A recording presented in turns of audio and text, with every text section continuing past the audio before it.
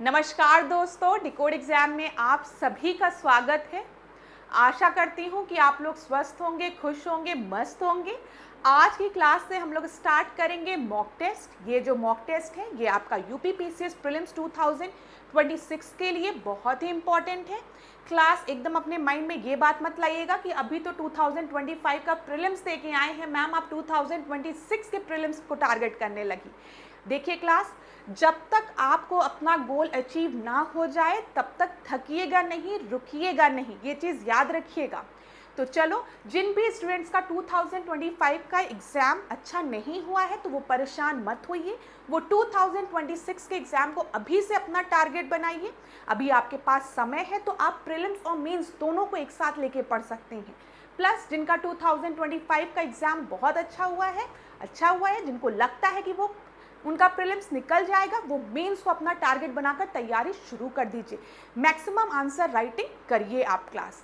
तो चलो अब आज के सेशन को स्टार्ट करते हैं मेरे साथ, ऐश्वर्या सिंह के साथ। क्लास में किसी भी तरीके का अगर आपको डाउट होता है तो आप कमेंट बॉक्स में मुझसे पूछ सकते हैं। जो क्लास है वो बाइलिंगुअल है, इंग्लिश और हिंदी दोनों माध्यम में। तो जिस माध्यम से भी आप बिलोंग करते हैं उस माध्यम में अपने प्रश्न को पढ़िए और उत्तर देने का प्रयास करिए। पहले प्रश्न को ध्यान से देखिएगा। मैं थोड़ा सा स्लाइड से हट जाती हूँ ताकि हिंदी माध्यम वाले हिंदी माध्यम में पढ़ लें और इंग्लिश मीडियम वाले इंग्लिश मीडियम में प्रश्न को पढ़ लें। अगर आप चाहें तो वीडियो को पॉज भी कर सकते हैं। Consider the following statement. According to the continental drift theory, the Indian land mass is a part of Gondwana land. Gondwana landmass was a vast area which include the area of India, Australia, Africa, South America and Antarctica. महाद्वीपीय विस्थापन सिद्धांत के अनुसार भारतीय स्थलपिंड Gondwana land का भाग है। गोंडवाना भूभाग एक विशाल क्षेत्र में भारत, ऑस्ट्रेलिया, अफ्रीका, दक्षिण अमेरिका तथा अंटार्कटिका के क्षेत्र शामिल थे। तो यहाँ पर आपको बताना है कि कौन से स्टेटमेंट आपके करेक्ट है, कौन से स्टेटमेंट आपके सही है। तो अभी आपने प्रश्न को पढ़ लिया होगा। यहाँ पर जो पहला स्टेटमेंट दिया गया है वो बिल्कुल सही है। कॉन्टिनेंटल ड्रिफ्ट थ्योरी के अकॉर्डिंग अगर हम चलेंगे तो India was a part of Gondwana land, बिल्कुल सही है। गोंडवाना लैंड की जब हम बात करते हैं तो इसमें Australia, Africa, south America, Antarctica भी सम्मिलित था। तो यहाँ पर दोनों ही स्टेटमेंट आपके बिल्कुल सही है और सी आपका करेक्ट आंसर है।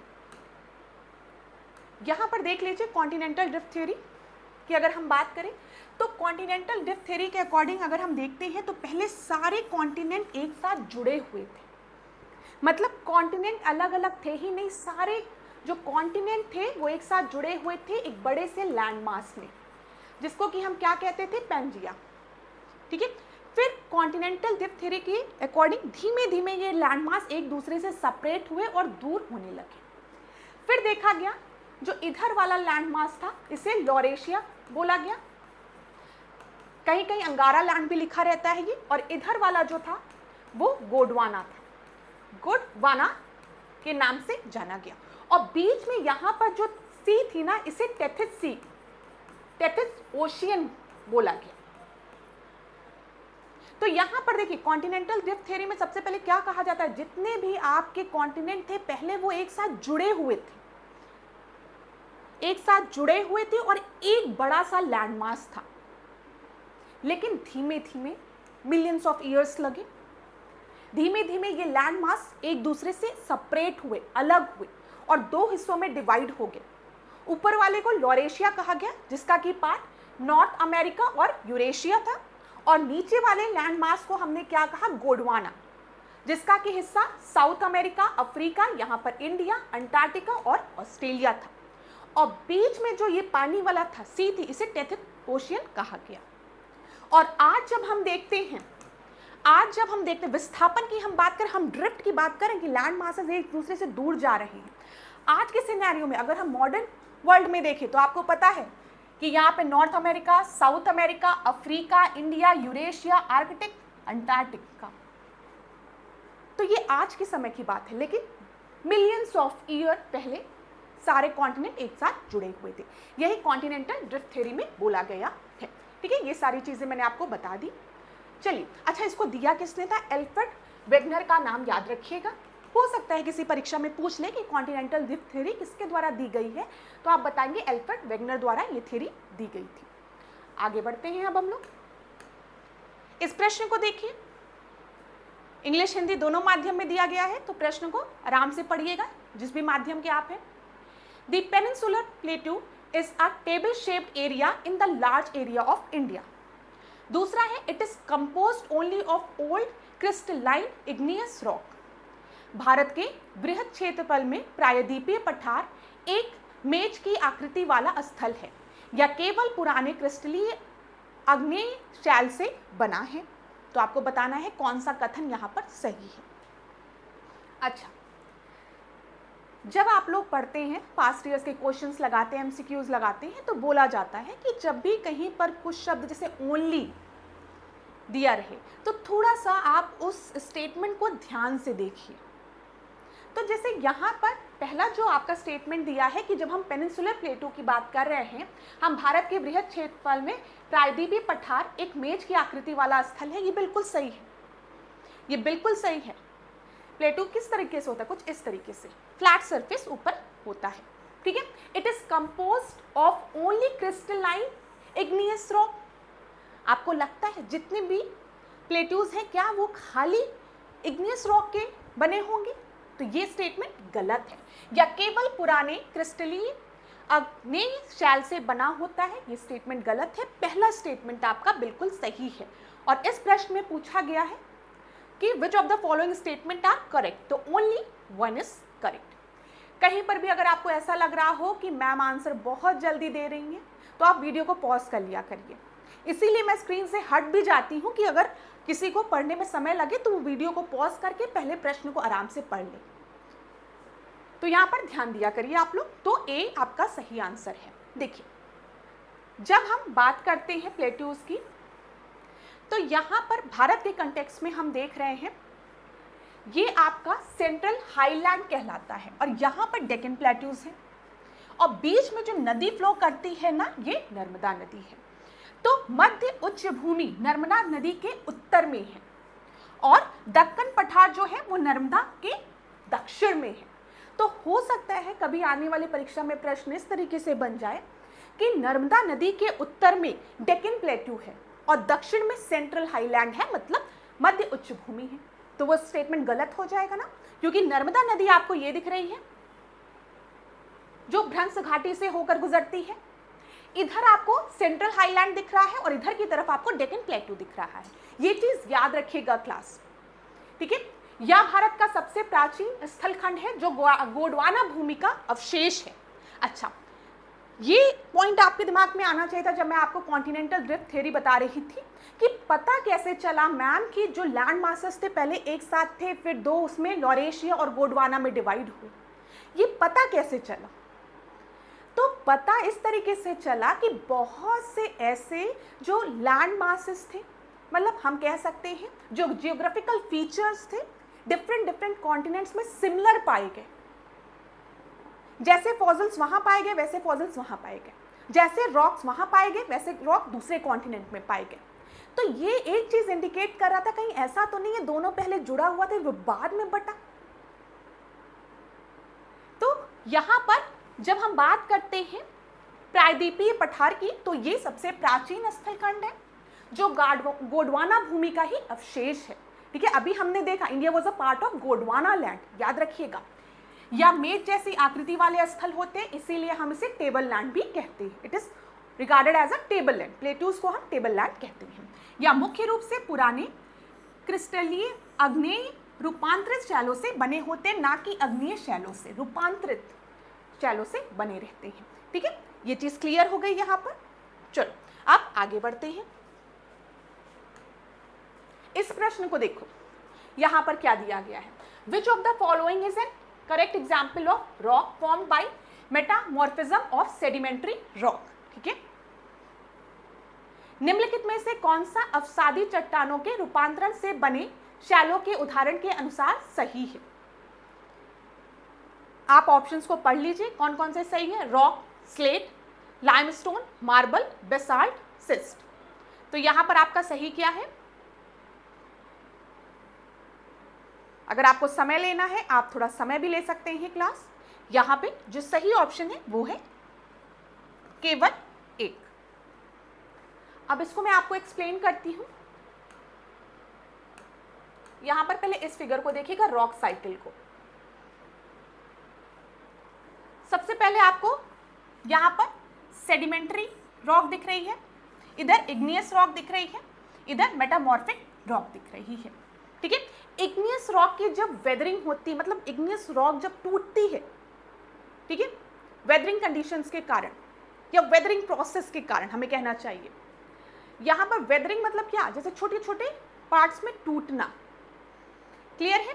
तो कौन सी रॉक फॉर्म होती है? सेडिमेंट्री रॉक फॉर्म होती है।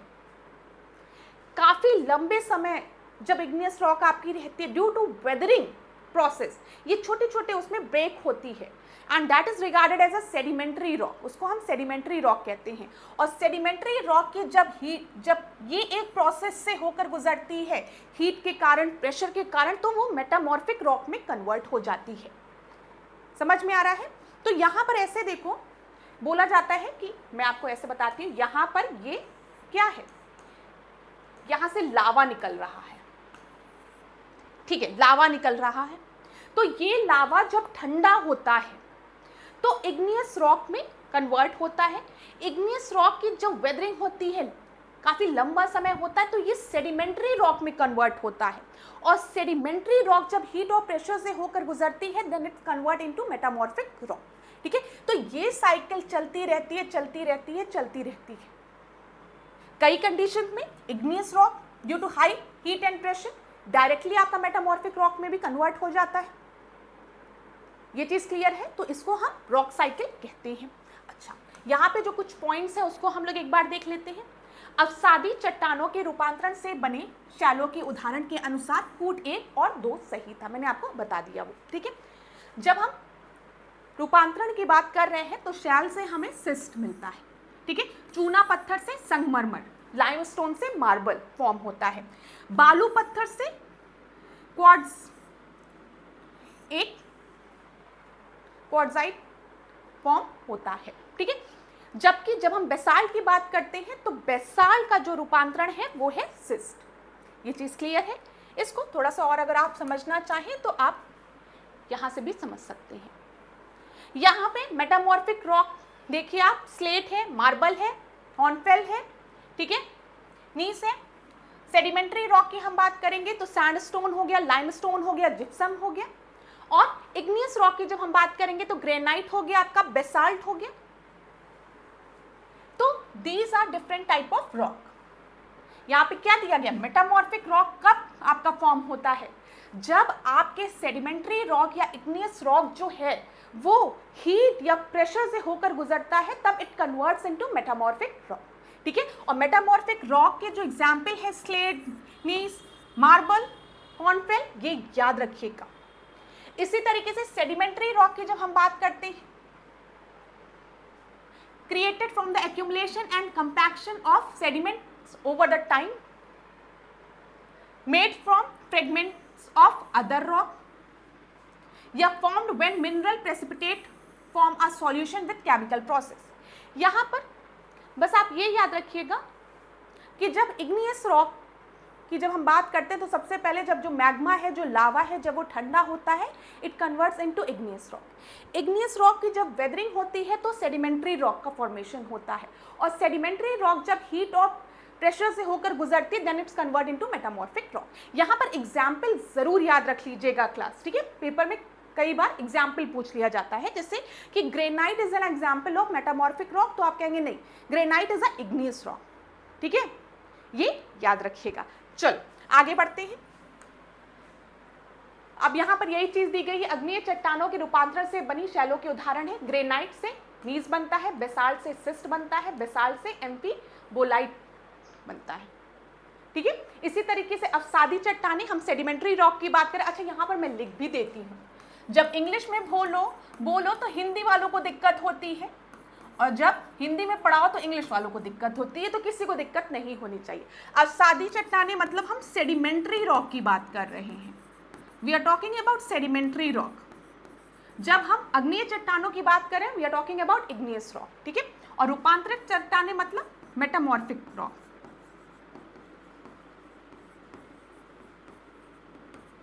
क्लियर है? तो आप अगर चाहें तो स्क्रीनशॉट भी ले सकते हैं। और सारी चीजें, ग्रेनाइट को ग्रेनाइट ही लिखा है, नीस ही लिखा है, ठीक है। बेसाल्ट से सिस्ट मिलता है, ठीक है। बेसाल्ट से अगर हम बात करें तो एम्पी बोलाइट का फॉर्मेशन होता है। ऐसे ही सेल से स्लेट बनता है, ठीक है। चूना पत्थर लाइमस्टोन से मार्बल मिलता है, संगमरमर मिलता है। आगे बढ़ते हैं। अब इस प्रश्न को देखिए, यहां पर क्या दिया गया है, ध्यान से देखिएगा। Consider the following statement regarding the seismic waves की बात की गई है। भूकंपीय तरंगों के संबंध में निम्न कथनों पर विचार करिए। तो यहां पर पहला स्टेटमेंट दिया है, primary waves are similar to sound waves. दूसरा है, these waves are not very intense.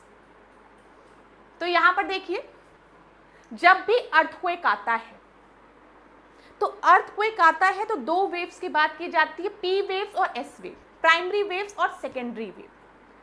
तो जो प्राइमरी वेव है, जो प्राथमिक तरंगे हैं, वो ध्वनि तरंगों के समान होते हैं। अगर हम प्राइमरी वेव का नेचर देखें तो it behaves like a sound wave. ये बिल्कुल सही है, ठीक है, ये बिल्कुल सही है। और ये बहुत तेजी के साथ चलती है प्राइमरी वेव। दूसरा देखिए, ये तरंगे अत्यधिक तीव्र नहीं होती हैं, ये गलत है। जो प्राइमरी वेव्स होती है वो तीव्र होती है। जो प्राइमरी वेव होती है, मैं जब आपको बता रही हूँ, जो प्राथमिक तरंगे होती हैं वो कहीं ना कहीं ध्वनि तरंगों की तरह होती है। तो आपको एक चीज आपके दिमाग में तुरंत क्लिक होना चाहिए, जो ध्वनि तरंगे हैं वो सॉलिड, लिक्विड, गैस तीनों स्टेट में ट्रेवल करती है ना।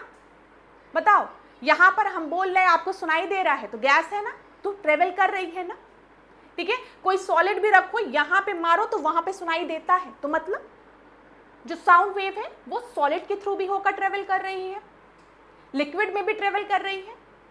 तो ये तो आपको पता है कि sound wave always need a medium to travel.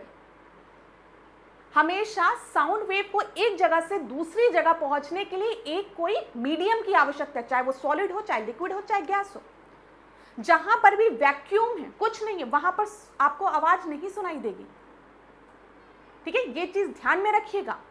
तो यहां पर प्राथमिक तरंगे जो हैं, अगर हम कह रहे हैं कि वो साउंड वेव्स की तरह है, तो इसका मतलब जो प्राइमरी वेव है वो सॉलिड, लिक्विड और गैसेस स्टेट में ट्रेवल कर सकती है। दूसरी चीज, यह तरंगे अत्यधिक तीव्र नहीं होती है, ये याद रखिएगा। ये जो प्राइमरी वेव्स है वो आपकी तीव्र होती है, ये स्टेटमेंट गलत है।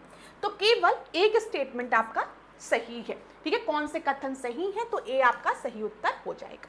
यहां पर इस फिगर के हेल्प से समझो, मैंने आपको बताया कि एस वेव होती है, पी वेव्स होती है, ठीक है, प्राइमरी एंड सेकेंडरी। जब हम प्राइमरी वेव्स की बात करते हैं तो हम देख रहे हैं प्राइमरी वेव्स आपकी कुछ इस तरीके से ट्रेवल कर रही है, ठीक है।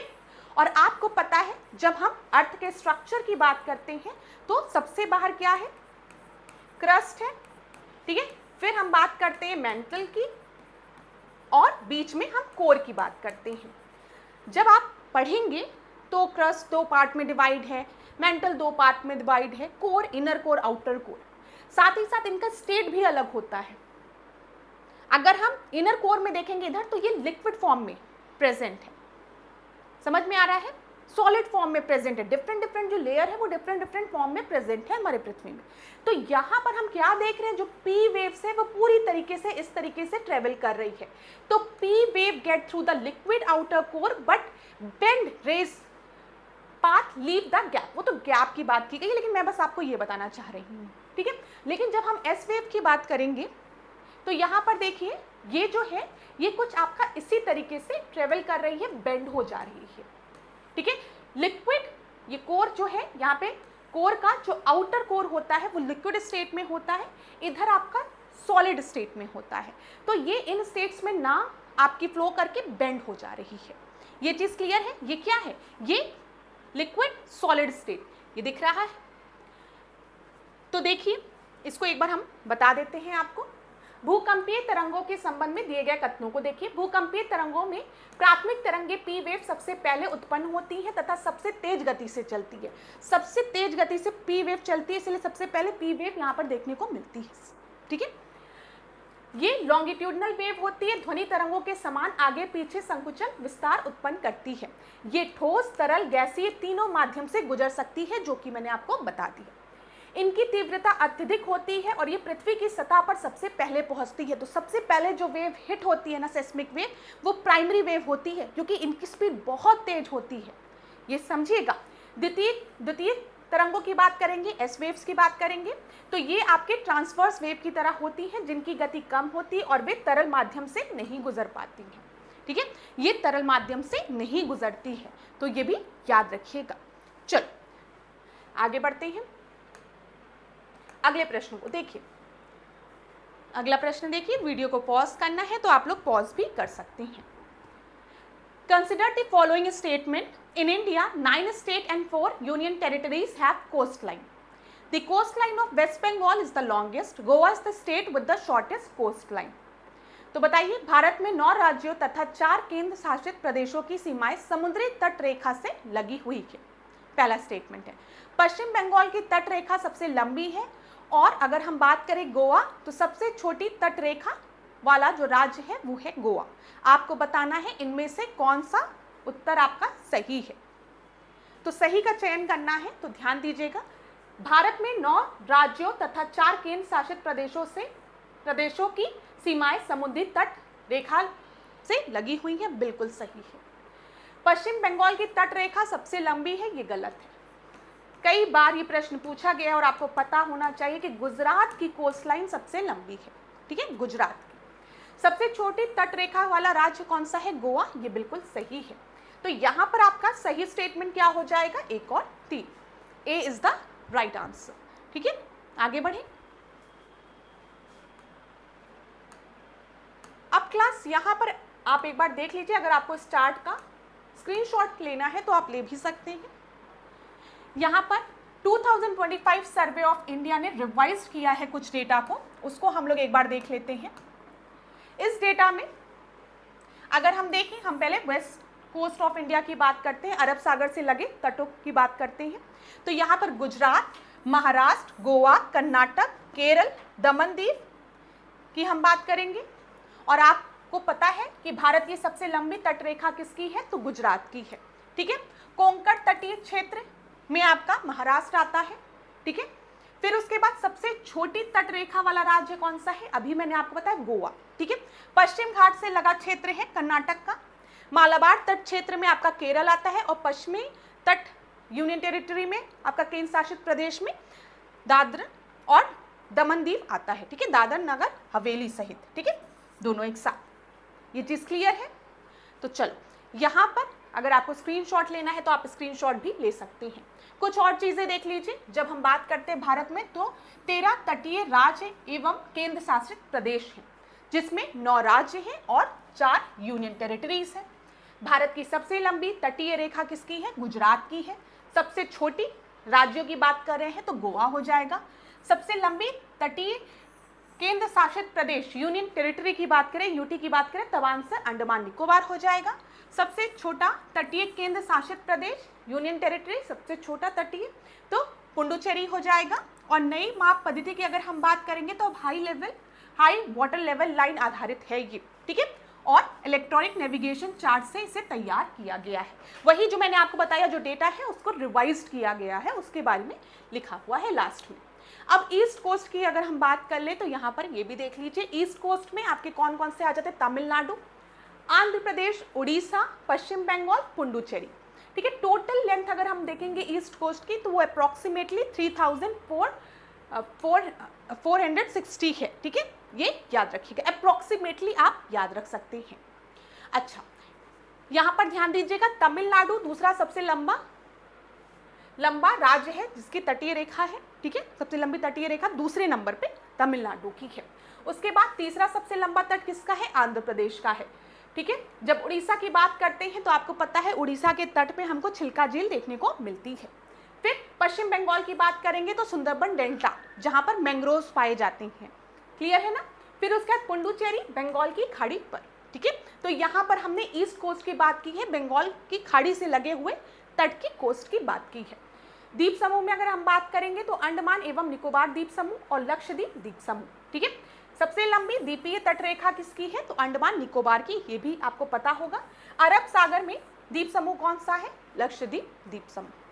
तो ये कुछ छोटे मोटे डेटा थे जिनको कि आप अपने दिमाग में जब बनाए रखेंगे, बिठाए रखेंगे, तो एग्जाम में अगर कोई भी प्रश्न आएगा तो आप उसका उत्तर आसानी से दे लेंगे। अब इस प्रश्न को देखते हैं, ये हिस्ट्री से रिलेटेड प्रश्न है। क्या दिया गया है यहाँ पर? हर्ष की प्रशासन प्रणाली सामंत प्रणाली की अग्रगामी थी। ठीक है, जो हर्ष का एडमिनिस्ट्रेशन सिस्टम था वो the precursor of the feudal system. यहाँ पर सामंत प्रणाली की अग्रगामी थी, ये बोला गया है। दूसरा देखें, हर्ष के प्रशासन तथा पदाधिकारी के नाम बंसखेड़ा अभिलेख में मिलते हैं। तो आपको बताना है यहाँ पर कौन सा स्टेटमेंट आपका सही है। अगर आप चाहें तो इंग्लिश में भी पढ़ लीजिए ताकि आपको आसानी रहे। क्लास प्रश्न को हिंदी इंग्लिश इसमें इसीलिए प्रोवाइड किया गया है कि किसी भी स्टूडेंट को कोई भी दिक्कत ना हो। तो अगर आप चाहें तो थोड़ा समय लेके वीडियो को पॉज करके यहाँ पर दोनों स्टेटमेंट को पढ़ लीजिए। यहाँ पर दोनों ही स्टेटमेंट आपके बिल्कुल सही हैं।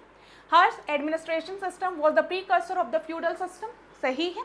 The name of the Harsha's administration and officials are found in Banskhera inscription, ये भी सही है। तो यहाँ पर सी आपका सही उत्तर है। इंस्क्रिप्शन से रिलेटेड प्रश्न आपके परीक्षा में आते हैं, तो याद रखिएगा कि जब हम बात करेंगे बंसखेड़ा अभिलेख की तो ये किससे रिलेटेड है? हर्ष के एडमिनिस्ट्रेशन से रिलेटेड है। हर्ष का एडमिनिस्ट्रेशन कैसा था, ठीक है, प्रशासन कैसा था, उसकी जानकारी हमें बंसखेड़ा अभिलेख से मिलती है। तो दोनों ही स्टेटमेंट जो दिए गए हैं वो बिल्कुल सही है।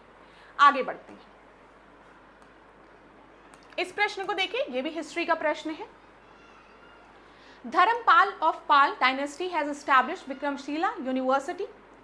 प्रतिहार ruler Vatsaraja and Rashtrakuta ruler Dhruva were defeated by Dharmapala in the war.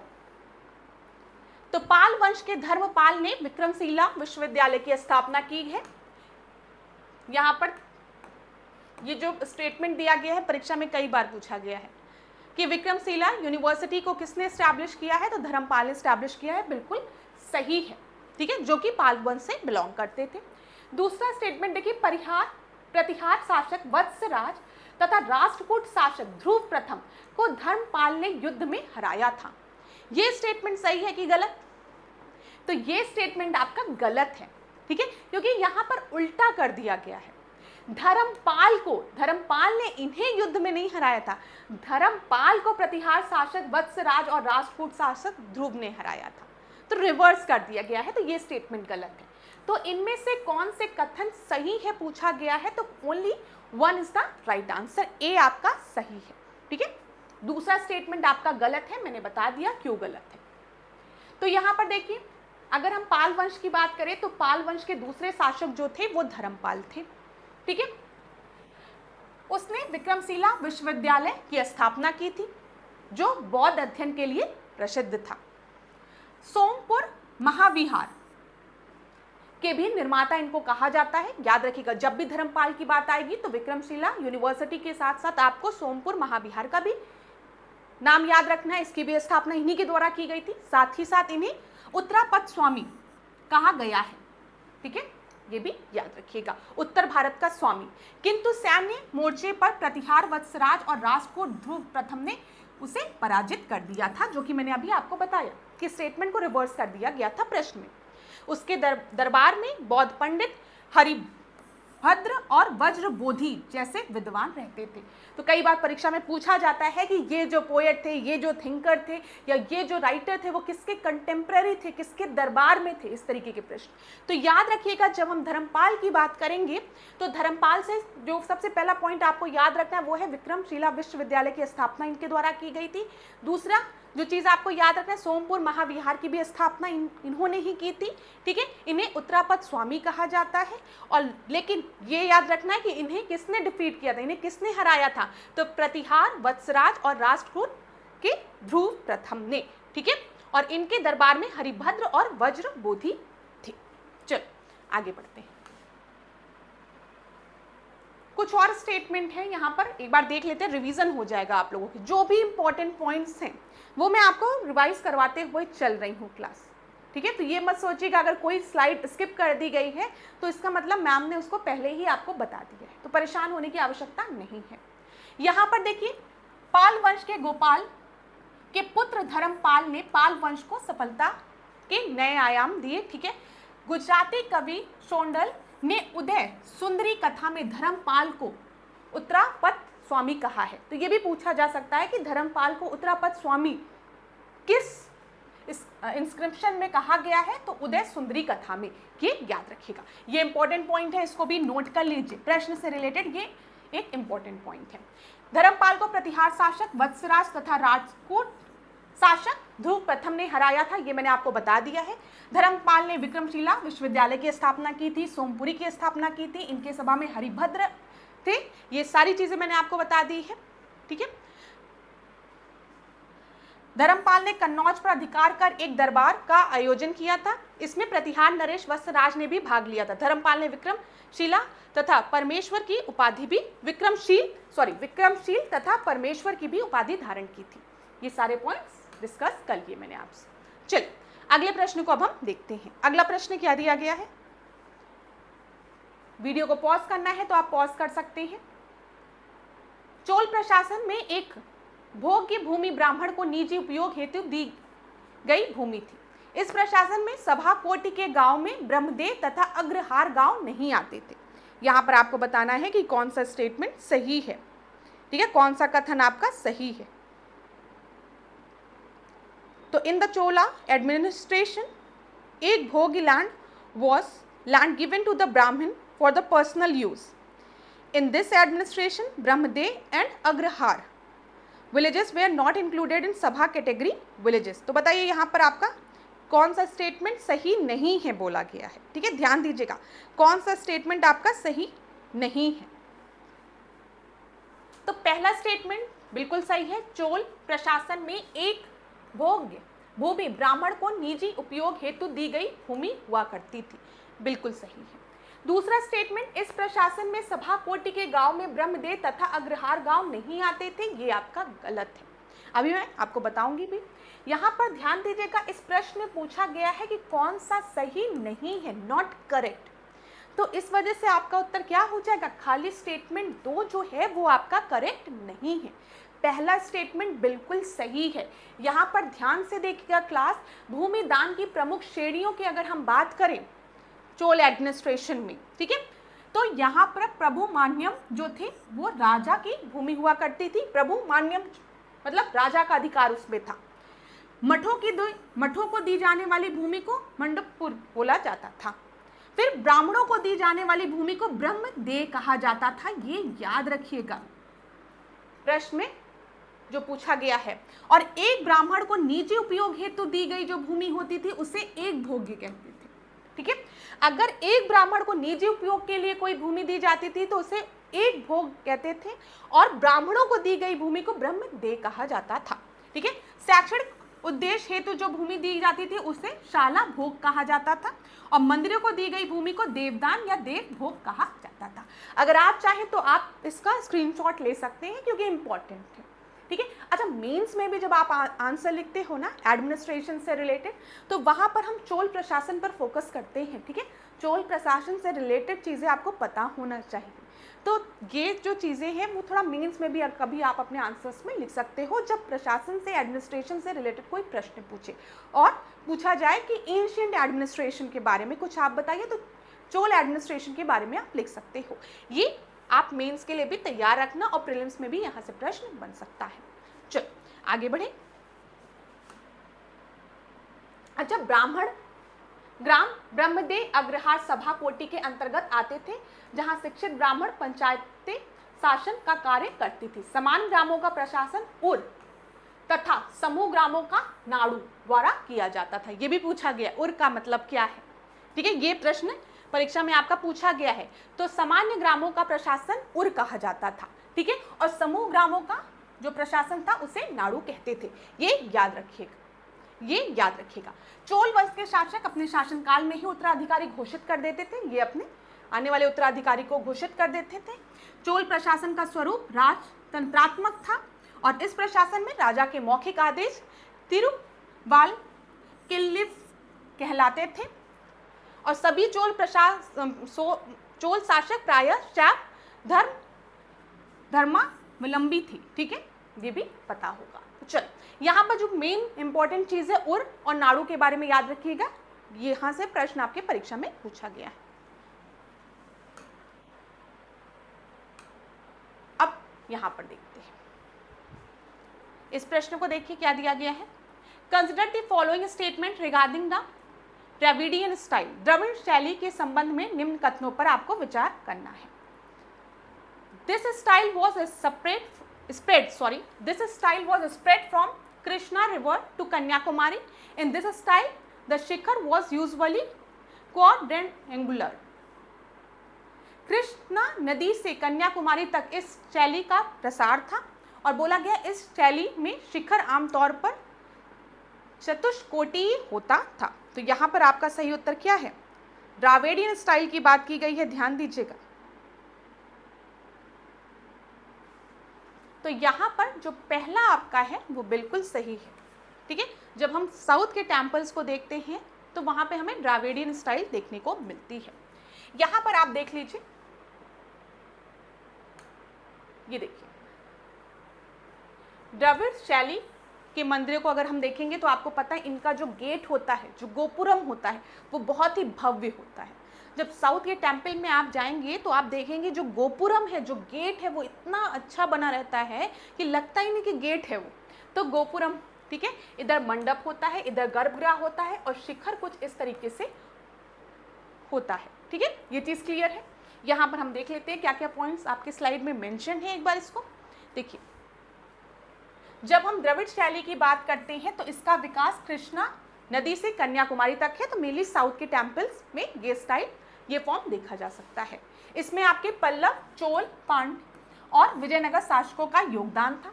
आपको पता है ये डायनेस्टी जो थी वो इधर ही साउथ में रूल करती थी।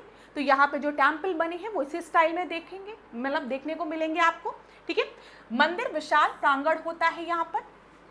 फिर सेंटम और चारों ओर प्रदक्षिणा पथ होता है। प्रदक्षिणा पथ होता है मतलब आपका वो जो आप फेरी लगाते, कहते हैं भगवान का थोड़ा मतलब बीच में भगवान का गर्भगृह है तो किनारे किनारे आप प्रदक्षिणा कर लीजिए।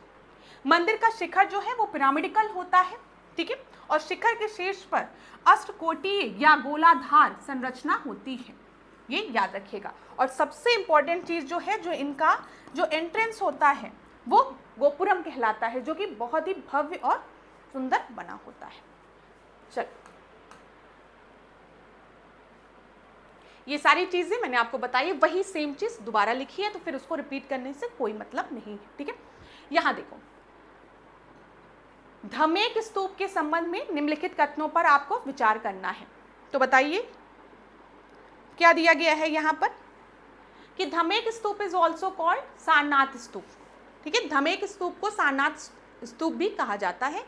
इस स्तूप का निर्माण कार्य मूलतः अशोक ने करवाया था। यहाँ पर आपका सही स्टेटमेंट क्या है? तो यहाँ पर जब हम धमेक स्तूप की बात करते हैं तो ये सारनाथ में स्थित है और इसे हम सारनाथ स्तूप के नाम से भी जानते हैं, ठीक है। ये वही स्थल है जहाँ पर भगवान बुद्ध ने अपना पहला उपदेश दिया था और इसका निर्माण अशोक ने कराया था, ये भी बिल्कुल सही है। तो यहाँ पर दोनों ही स्टेटमेंट जो आपको दिए गए हैं वो बिल्कुल करेक्ट दिए गए हैं क्लास। यहाँ पर हम एक्सप्लेनेशन देख लेते हैं एक बार। धमेक स्तूप की जब हम बात करते हैं तो ये सारनाथ में स्थित है और इसे हम सारनाथ स्तूप के नाम से भी जानते हैं। इसकी विशेषता क्या है? यहाँ पर गौतम बुद्ध ने अपना पहला उपदेश दिया था, धर्मचक्र प्रवर्तन बोला जाता है ना, और इसका निर्माण जो है वो अशोक के समय में हुआ था, ठीक है। हाँ, गुप्त काल के समय में थोड़ा निर्माण में और चीजों को जोड़ा गया तो बोला जाता है गुप्त काल के समय में थोड़ा विस्तार हुआ, ठीक है। विस्तार का वर्तमान जो रूप है वो गुप्तकालीन विस्तार का परिणाम है। ये चीज क्लियर है? या ईंट और पत्थर से निर्मित गोलाकार स्तूप है जिसकी ऊंचाई लगभग 43.6 मीटर है और व्यास 28 मीटर है, ये आप छोड़ सकते हैं। इसका निर्माण धरातल पर किया गया है, ना कि ऊंचे चबूतरे पे, ये भी छोड़ दीजिए। अच्छा, नीचे के भाग में खूबसूरत गुप्तकालीन नक्काशियां हैं। मैंने कहा ना गुप्त काल के समय में भी इसमें कुछ चेंजेस किए गए और योगदान क्या कहता है, कमल, हंस, मानव आकृतियां बनाई गई। ये चीज क्लियर है? तो याद रखिएगा कहीं अगर आपसे परीक्षा में पूछा जाए कि धमेक स्तूप को हम किस और नाम से जानते हैं, तो याद रखिएगा इसे हम सारनाथ स्तूप के नाम से भी जानते हैं। ये सारनाथ में स्थित है, यहाँ पर गौतम बुद्ध ने अपना पहला उपदेश दिया था। ठीक है, चलिए, Where on earth is there greater possibility of desert occurring? ठीक है, कहाँ पर अगर हम देखें तो मरुभूमि होने की संभावना ज़्यादा है पृथ्वी पर? तो बताइए इसका आंसर क्या होगा? इसका आंसर जो है वो ABCD में से क्या होना चाहिए आपका? तो 0 डिग्री लैटिट्यूड की बात की गई है, तो आपको पता है 0 डिग्री लैटिट्यूड की जब हम बात करते हैं तो हम मेनली इक्वेटर की बात कर रहे हैं ना। 0 डिग्री इक्वेटर विषुवत रेखा की बात कर रहे हैं, और विषुवत रेखा के अगर आप देखेंगे इधर तो हमें ट्रॉपिकल रेन फॉरेस्ट मिलते हैं। ठीक है, एवरग्रीन रेन फॉरेस्ट मिलते हैं, सदाबहार वन मिलते हैं। तो यहाँ पर अगर हम देखें 23.5 डिग्री के अगर हम आसपास के एरिया में देखेंगे तब यहाँ पर हमें डेजर्ट देखने को मिलेगा। ठीक है, तो यहाँ पर जो सबसे एक्यूरेट आंसर है वो है बी। फिर ऊपर जब आप पोल की तरफ मूव करेंगे तो टैगा टुंड्रा रीजन जहाँ पे बहुत ठंडक पहुँचती है, इधर टेम्परेट रीजन आ जाएगा ना, ट्रॉपिकल टेम्परेट रीजन। ठीक है, चलो अगले प्रश्न को देखें। The number of landlocked countries in the world is 45. Kazakhstan is the largest landlocked country located in the Asian continent. बताइए विश्व के स्थल रुद्ध देशों की संख्या 44 है, उसमें दी गई है। अच्छा, इंग्लिश हिंदी में ऑप्शन अलग अलग दिया गया है, तो थोड़ा ध्यान दीजिएगा क्लास। ठीक है, एक ही ऑप्शन कर लीजिए। जब हम बात कर रहे हैं लैंडलॉक्ड कंट्री की तो इनकी संख्या 44 कर लीजिए, इनकी संख्या 44 कर लीजिए। ठीक है, दूसरा स्टेटमेंट जो दिया गया है वो है कजाकिस्तान एशिया महाद्वीप में स्थित सबसे बड़ा आपका स्थल रुद्ध देश है। तो यहाँ पर सही उत्तर क्या हो जाएगा बताइए? ABCD में से। तो यहाँ पर कजाकिस्तान जो है वो एशिया महाद्वीप में सबसे बड़ा स्थल रुद्ध देश है, लैंडलॉक्ड कंट्री है, ये बिल्कुल सही है। और पहला स्टेटमेंट विश्व के स्थल रुद्ध देशों की संख्या 44 है, ये बिल्कुल सही है। हमने इंग्लिश वाले में भी करेक्ट कर लिया, इसको 44 कर लिया है, नहीं तो फिर दोनों का आंसर डिफरेंट हो जाएगा।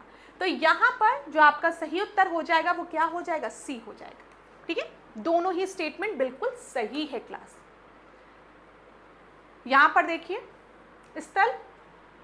स्थल रुद्ध देश जो है वो उन देशों को कहा जाता है जिनकी अंतर्राष्ट्रीय सीमा समुद्र से नहीं मिलती है, मतलब हर तरफ लैंड लॉक्ड ना। विश्व के स्थल रुद्ध देशों की संख्या जो है वो 44 है, ये क्लियर है। एशिया महाद्वीप में स्थित स्थल रुद्ध देश के नाम जो हैं वो Afghanistan, Kazakhstan, Mongolia, Bhutan, Tajikistan, Azerbaijan, Nepal, Laos, Uzbekistan, Armenia, Kyrgyzstan, Turkmenistan है, जिसमें कजाकिस्तान जो है वो एशिया महाद्वीप में स्थित सबसे बड़ा स्थल रुद्ध देश है, लैंडलॉक्ड कंट्री है। चलो, मैप वाला जो सीरीज हमने पहले डिस्कस किया था वो आने वाले समय में भी हम डिस्कस करेंगे, उसकी चिंता आप लोग मत करिएगा। अच्छा, आज के टेस्ट में कितने क्वेश्चंस आपके सही हो रहे हैं ये भी मुझे बताइएगा ज़रूर। ठीक है, आपका एग्ज़ाम कैसा हुआ ये भी मुझे बताइएगा। काफ़ी लंबे समय बाद हम आपसे मिल रहे हैं तो मुझे ये सारी चीज़ें ज़रूर बताइएगा कि एग्ज़ाम कैसा हुआ। ठीक है, और आज के टेस्ट में क्वेश्चंस कितने सही हुए, या आप किस तरीके के क्वेश्चंस हमसे चाहते हैं, किस सब्जेक्ट में आपको ज़्यादा दिक्कत आ रही है, आप टॉपिक्स को भी मेंशन कर सकते हैं। चलो 13 क्वेश्चन को देखिए, यहाँ पर सुमेलित करना है। एक तरफ देश के नाम दिए गए हैं, दूसरी तरफ राजधानियाँ दी गई हैं। प्रश्न पूछ लिया जाता है तो देखते चलो। गुआना की बात की गई है, कोलंबिया, पेरू, सूरीनाम। तो यहाँ पर आपका सही उत्तर क्या हो जाएगा? वीडियो को पॉज करना है, पॉज कर लो। कैपिटल्स के नाम दिए गए हैं, आराम से करो इसको। गुआना की जब हम बात करते हैं तो गुआना का कैपिटल जो है वो है जॉर्ज टाउन। ए का 2, जी से गुआना, जी से जॉर्ज टाउन। कोलंबिया की बात करेंगे तो कोलंबिया का तो आप सभी को पता होगा बगोटा ना, बगोटा, तो बी का फर्स्ट हो गया। पेरू का लीमा पेरू। सूरीनाम की अगर हम बात करेंगे तो परामा रिबो। तो आपका सही उत्तर डी हो गया। डी आपका सही उत्तर है। ठीक है, तो ये एक आसान प्रश्न था। आगे बढ़ते हैं,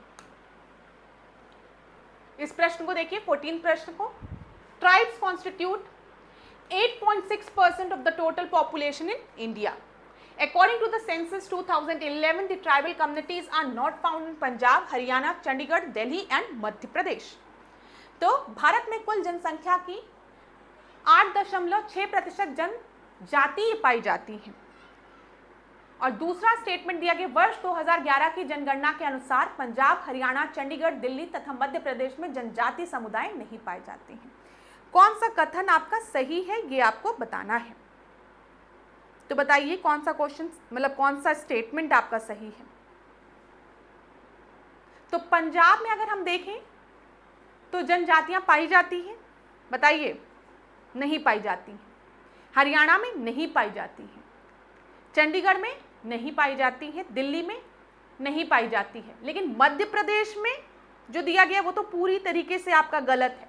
अगर हम जनजातियों की बात करेंगे तो सबसे ज्यादा जनजाति तो ट्राइब्स तो हमें मध्य प्रदेश में ही देखने को मिलते हैं, जिसके वजह से सेकंड स्टेटमेंट तो आपका गलत हो जाएगा। हाँ, भारत में कुल जनसंख्या का 8.6% जनसंख्या जो है वो ट्राइब्स की है।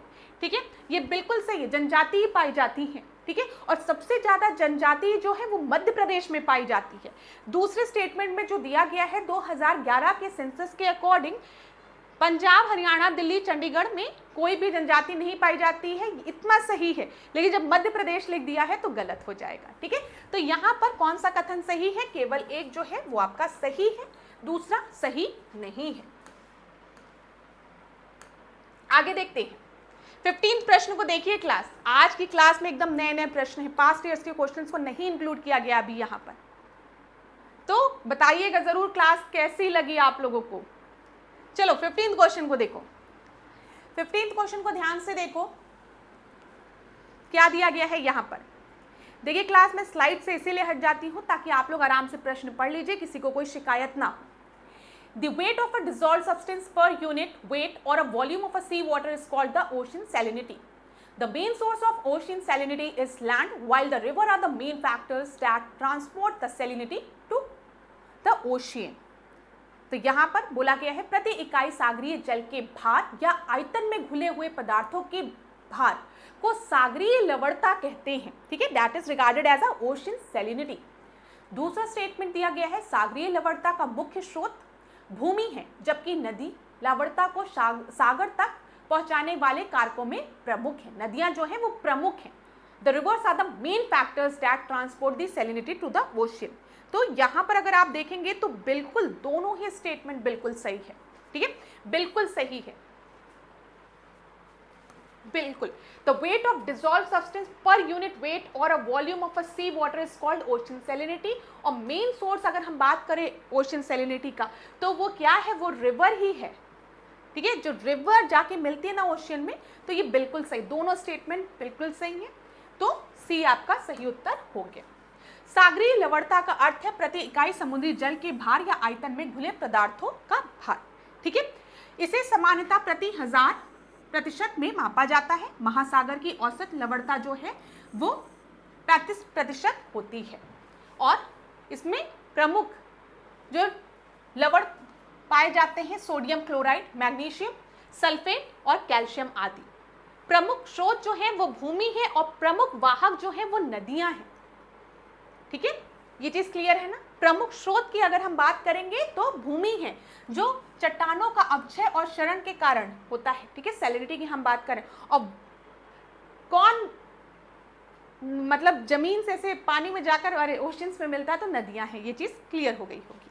चलो अगला प्रश्न देखें। Which country does not share a border with the state of Sikkim. कौन सिक्किम के साथ अपने बॉर्डर को नहीं शेयर करती है। आज की क्लास का सबसे ही आसान प्रश्न, सबसे आसान प्रश्न बताओ। नेपाल शेयर करता है, भूटान शेयर करता है, चीन शेयर करता है, लेकिन म्यांमार नहीं शेयर करता है। तो डी आपका सही उत्तर होगा। यहां पर देख लो,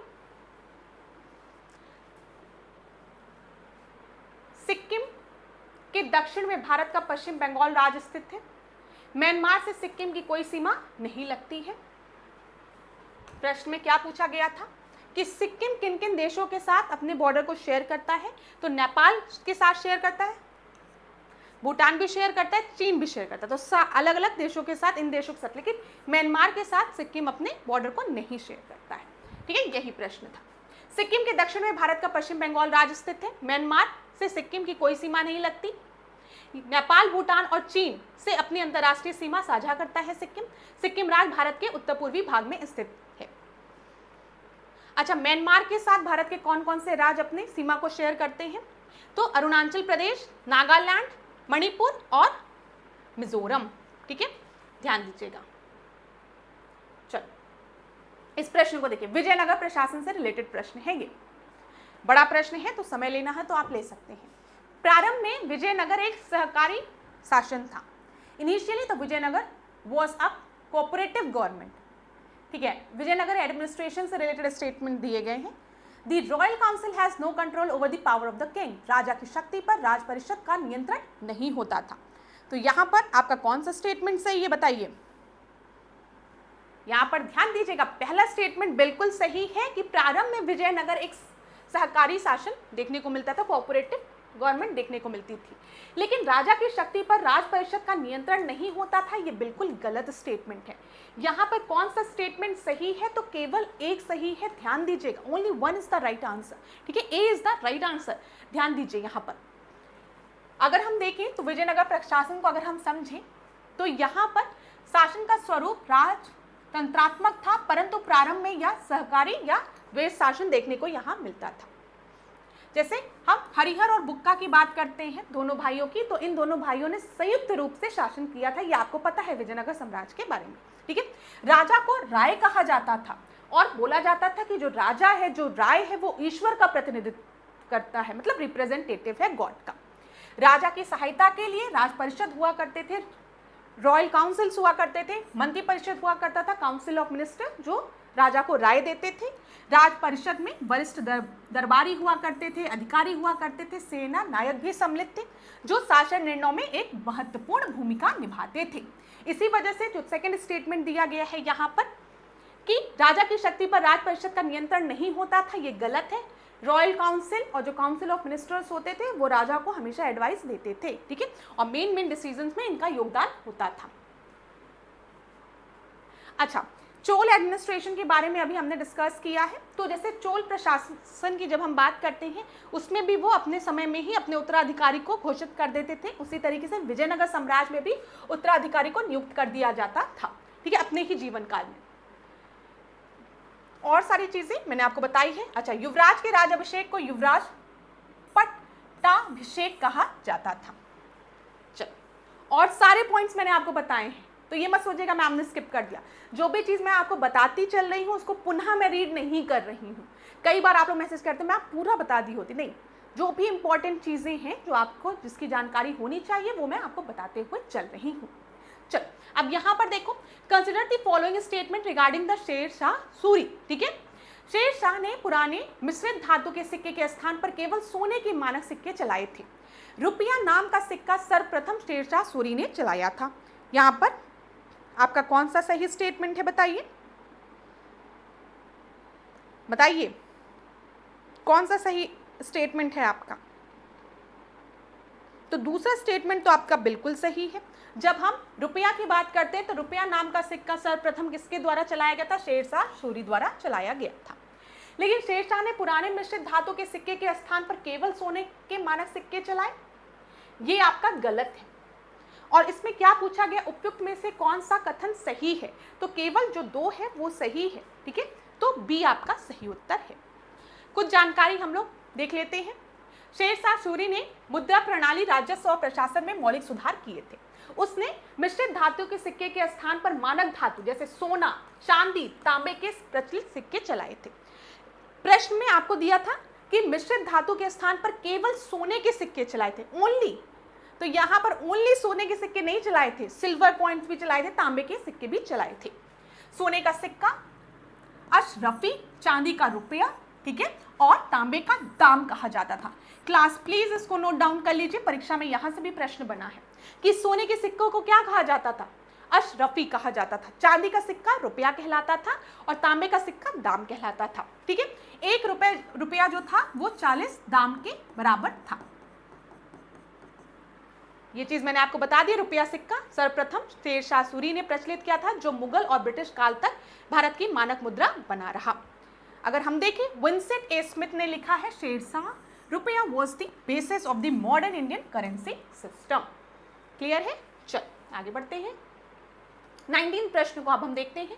विच of the following building were build by Sher Shah Suri, या क्या दिया है, निम्नलिखित में से कौन सी इमारतें शेरशाह युगीन स्थापत्य कला है। अच्छा, building were Sher Shah era architecture, तो यहां पर बताइए, lotus garden in Dholpur, Agra का मस्जिद, फतेहाबाद का मस्जिद, इन सब का निर्माण किसके समय में हुआ है, या इनमें से किन स्थापत्य का निर्माण शेरशाह के समय में हुआ है। तो यहां पर ध्यान देने वाली बात यह है कि इनमें से किसी भी स्थापत्य का निर्माण शेरशाह के समय में नहीं हुआ है। तो उत्तर क्या होगा, इनमें से कोई नहीं, डी आपका सही उत्तर है। यहां पर देख लीजिए क्लास, प्रश्न में दिए गए कोई भी कूट शेरशाह युगीन स्थापत्य कला नहीं है। ठीक है, बाबर द्वारा बनाई गई इमारतें, ये याद रखिएगा, एक बार परीक्षा में पूछ लिया गया था कि इस इमारतों का निर्माण किसके काल में हुआ है, किसके समय में हुआ है। तो पानीपत की ईंटों की काबुल बाग मस्जिद जो है बाबर के समय में बनाई गई थी। रुहेलखंड में संबलपुर की जामा मस्जिद, ठीक है, धौलपुर में कमल का बाग, आगरा में जामती विधि से आधारित नूर अफगान बाग याद रखिएगा, और आगरा में पुराने किले में स्थित एक मस्जिद का निर्माण। ये सारी चीजें जो है, सारे स्थापत्य जो है, उनका निर्माण बाबर के समय में हुआ था। अगर हम बात करें हुमायूं के समय की बात, तो दीन पनाह नामक नगर की स्थापना दिल्ली में हुमायूं द्वारा की गई थी। आगरा का मस्जिद, फतेहाबाद की मस्जिद, ठीक है। और अगर हम बात करें शेरशाह युगीन स्थापत्य की, तो दिल्ली में शेरगढ़ नामक नगर की स्थापना इनके द्वारा की गई थी। पुराने किले के अंदर एक किलाए कुहना नामक मस्जिद का निर्माण शेरशाह के समय में हुआ था। और सासाराम में झील के बीच में अपने मकबरे का निर्माण, मतलब इनके मकबरे का निर्माण पूछा जाता है ना, शेरशाह का मकबरा कहाँ है, तो सासाराम। ये प्रश्न कई परीक्षाओं में पूछा गया है। चल आगे बढ़ते हैं। ये 20वां प्रश्न है और आज की क्लास का आखिरी प्रश्न है, ये बता दूं मैं आपको, तो खुश हो जाओ, ये आज की क्लास का आखिरी प्रश्न है, इसके बाद छुट्टी। अच्छा, आप लोग खुश होते हैं कि नहीं ये मुझे नहीं पता, लेकिन जब मैं अपने स्कूल के टाइम में थी ना, तो मैं तो बस चाहती थी कि छुट्टी हो, मतलब बस जल्दी जल्दी पढ़ लो चलो। तो ये 20वां प्रश्न है, इसको ध्यान से देखिएगा आप लोग। आज की क्लास का आखिरी प्रश्न है ये। शिवाजी का प्रशासन मुगल तथा दक्षिणी राज के प्रशासन से प्रभावित नहीं था। शिवाजी के प्रशासन में सेनापति को छोड़कर सभी मंत्री क्षत्रिय होते थे। यहां पर कौन सा स्टेटमेंट आपका गलत है, तो बताइए क्लास, कौन सा स्टेटमेंट गलत है।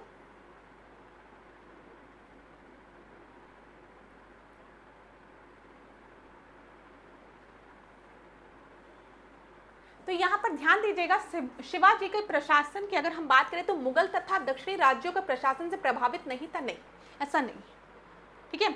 आप एक चीज समझिए, जितनी भी डायनेस्टी थी ना, जो जहां जहां से बिलोंग करती थी, तो दूसरे डायनेस्टी से भी वो इन्फ्लुएंस्ड होती थी। अगर आज आपका राजा कोई और है, कल कोई और राजा बन जाए, तो ऐसा थोड़ा कि तुरंत सब चेंजेस हो जाएंगे, कुछ ना कुछ तो इन्फ्लुएंस रहता ही था। तो ये स्टेटमेंट गलत है, ठीक है। शिवाजी का प्रशासन मुगल तथा दक्षिणी राज्यों के प्रशासन से प्रभावित था, ठीक है। शिवाजी के प्रशासन में सेनापति को छोड़कर सभी मंत्री क्षत्रिय थे, ये भी गलत है। अगर हम देखें तो यहाँ पर सेनापति को छोड़कर सभी मंत्री क्षत्रिय होते थे, ये गलत है। सेनापति जो था वो क्षत्रिय होता था, और जो सभी मंत्री थे, ज्यादातर मंत्री जो थे वो ब्राह्मण थे, ठीक है। तो दोनों ही स्टेटमेंट गलत है। तो कौन से कथन सही है, डी आपका सही उत्तर हो जाएगा। नीदर 1 नॉर 2, डी आपका सही उत्तर है। अच्छा, आपको पता है अष्टप्रधान परिषद किसके समय में हुआ करता था, शिवाजी के समय में हुआ करते थे, जिसमें 8 मुख्य मंत्री सम्मिलित थे। पेशवा प्रधानमंत्री होते थे, अमात्य वित्त मंत्री होते थे, मंत्री गुप्तचर का कार्य करते थे, सुमन जो होते थे वो विदेश मंत्री होते थे, पूछा गया है, ठीक है। न्यायाधीश न्यायपालिका का काम करते थे, सेनापति जो थे वो सेना का प्रमुख कार्य करते थे। अधिकांश मंत्री ब्राह्मण थे, केवल सेनापति क्षत्रिय हुआ करता था। अष्टप्रधान परिषद सलाहकार संस्था थी, मंत्रिमंडल नहीं थी, ये याद रखिएगा। जो अष्टप्रधान थे वो सलाहकार थे, एडवाइजरी रोल प्ले करते थे, ये मंत्रिमंडल नहीं हुआ करते थे। चलो अब थोड़ी सी जानकारी मैं आप लोगों को दे दूं यूपीपीसीएस फाउंडेशन कोर्स 2026 के बारे में। यहाँ पर आपको इंटीग्रेटेड वीडियो लेक्चर कोर्स मिलेगा, मतलब प्रीलिम्स और मेंस दोनों के लेक्चर्स आपको एक साथ प्रोवाइड करा दिए जाएंगे यूपीपीसीएस फाउंडेशन कोर्स 2026 में। एनसीईआरटी और स्टैंडर्ड सोर्स के बेस पे आपको क्वालिटी कंटेंट प्रोवाइड किया जा रहा है। जो नोट्स होंगी वो बाइलिंगुअल होंगी, लेक्चर्स एक्सपीरियंस टीचर द्वारा लिए जा रहे हैं, रिकॉर्डेड वीडियो लेक्चर्स होंगे, ठीक है, जो आपको ऐप पे प्रोवाइड करा दिए जाएंगे। प्रीवियस ईयर के क्वेश्चंस चाहे वो प्रीलिम्स के हों चाहे मेंस के हों वो डिस्कस किए गए हैं इस फाउंडेशन कोर्स में। टेस्ट सीरीज आपको प्रोवाइड की जाएगी प्रीलिम्स और मेंस दोनों के लिए। रेगुलर टॉपिक वाइज टेस्ट होगा टेलीग्राम ग्रुप में। कोर्स वैलिडिटी जो है वो 18 मंथ की होती है। Reward for the student who qualified for the interview, जो भी स्टूडेंट इंटरव्यू को भी क्वालिफाई कर लेंगे उनकी जो पूरी फी है उसको रिफंड कर दिया जाएगा। सेपरेट कोर्स भी आपको प्रोवाइड किया गया, all in one course with the affordable and minimum fees. तो अगर इस कोर्स के बारे में आपको कोई भी जानकारी चाहिए तो नीचे आपको व्हाट्सएप नंबर दिख रहा है, इस पर आप कॉन्टैक्ट कर सकते हैं। तो चलो क्लास आज के सेशन को यहीं पे एंड करते हैं, छुट्टी हो गई आप लोगों की। अब दूसरे मॉक टेस्ट के लिए तैयार रहिएगा। कमेंट बॉक्स में मुझे बताइएगा ज़रूर कितने प्रश्न आपके सही हो। और काफ़ी लंबे समय बाद आपसे मिले, आप लोग के बहुत मैसेजेस आ रहे थे कि मैम मॉक टेस्ट क्यों नहीं हो रहा है। तो बहुत से कारण थे जिनके कारण आपके मॉक टेस्ट नहीं हो पा रहे थे, उसके लिए मैं आपसे क्षमा चाहूँगी, ठीक है। लेकिन मैं आशा करती हूँ कि आप लोग का प्रीलिम्स बहुत अच्छा हुआ हो, और अगर किसी का प्रीलिम्स नहीं भी अच्छा हुआ है तो आप लोग निराश मत होइएगा। मैं हमेशा ये बात कहती हूँ, ठीक है। अगर निराश हो गए, दुखी हो गए, चुपचाप बैठे रहोगे तो कुछ इससे नहीं हासिल होने वाला है क्लास, ठीक है। एक प्रश्न मतलब हमेशा खुश रहो, यहाँ पे स्टेट ऑफ हैप्पीनेस बोलते हैं ना कि हमेशा खुश रहो। जब आप खुश रहोगे ना तभी आपको जीवन में रास्ते दिखेंगे। एक निराश मन जीवन में कुछ नहीं देख सकता। कोई भी अपॉर्चुनिटी आपको तब नहीं मिलेगी अगर आप बहुत दुखी हो जाओगे। तो हमेशा कोशिश करो खुश रहने की, जीवन में सकारात्मक सोचने की, ठीक है। थोड़ा सा ऑप्टिमिस्टिक अप्रोच रखो अपने लाइफ में, तब आपको दिखेगा, अलग अलग पाथ दिखेगा। और बिल्कुल भी परेशान मत हो, अपने हेल्थ का ध्यान दो, अच्छा सोचो, अच्छा होगा। तो चलो अब आज के सेशन को यहीं पे ख़त्म करते हैं। नेक्स्ट क्लास में आपसे मिलेंगे कुछ और नए प्रश्नों के साथ। आशा करती हूँ आप लोग खूब पढ़ें, खूब आगे बढ़ें और खुद पर विश्वास रखिए, अपने ईश्वर पर विश्वास रखिए। माता पिता जो आपके शुभचिंतक हैं उनका आशीर्वाद, उनकी प्रार्थनाएं सदा आपके लिए जारी हैं, तो आपको जीवन में सफलता ज़रूर मिलेगी। धन्यवाद क्लास, खूब पढ़िए, खूब आगे बढ़िए।